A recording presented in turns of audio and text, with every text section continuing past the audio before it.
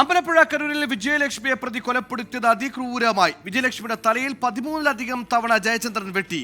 തലയുടെ പിൻഭാഗത്ത് മാത്രം 7-ലധികം ആഴത്തിലുള്ള മുറിവുകളുണ്ട്. വിജയലക്ഷ്മിയുടെ തലയ്ക്കേറ്റ ആഴത്തിലുള്ള മുറിവുകളാണ് മരണകാരണമെന്നാണ് നിഗമനം. കേസിൽ പ്രതി ജയചന്ദ്രനെ റിമാൻഡ് ചെയ്തു.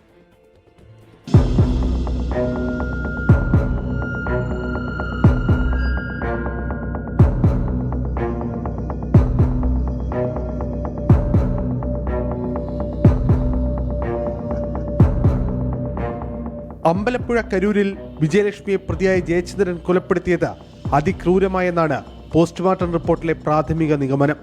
പെട്ടെന്നുണ്ടായ പ്രകോപനത്തിൽ വിജയലക്ഷ്മിയുടെ തല കട്ടിലിൽ പിടിച്ചിടിച്ച ജയചന്ദ്രൻ തുണി ഉപയോഗിച്ച് ശ്വാസം മുട്ടിക്കാനും ശ്രമിച്ചു.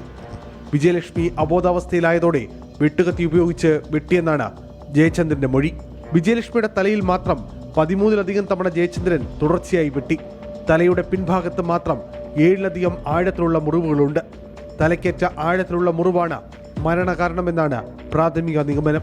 പ്രതിയായ ജയചന്ദ്രനെ കരുനാഗപ്പള്ളി SCP അഞ്ജലി ഭാവനയുടെ നേതൃത്വത്തിൽ CI Biju, SIമാരായ Shameer, Kannan, Shajimon, Venugopal, Joy, SCPO Hashim, Rajeev, SI Anitha, ASI Bindu, CPO നൗഫൽജാൻ എന്നിവരുടെ സംഘമാണ് ഇതുവരെ കേസിൽ അന്വേഷണം നടത്തിയത്. കേസ് ഇന്ന് കരുനാഗപ്പള്ളി പോലീസ് അമ്പലപ്പുഴ പോലീസിന് കൈമാറും. കൊലപാതകം നടന്നത് അമ്പലപ്പുഴയിലായതിനാൽ തുടർന്നുള്ള അന്വേഷണം അമ്പലപ്പുഴ പോലീസാണ് നടത്തുക. അതേസമയം കൊല്ലപ്പെട്ട വിജയലക്ഷ്മിയുടെ മൃതദേഹം നാളെ സംസ്കരിക്കും.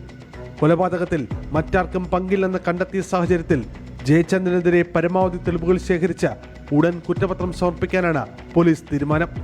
അരുൺ രാജ്, 24, കൊല്ലം.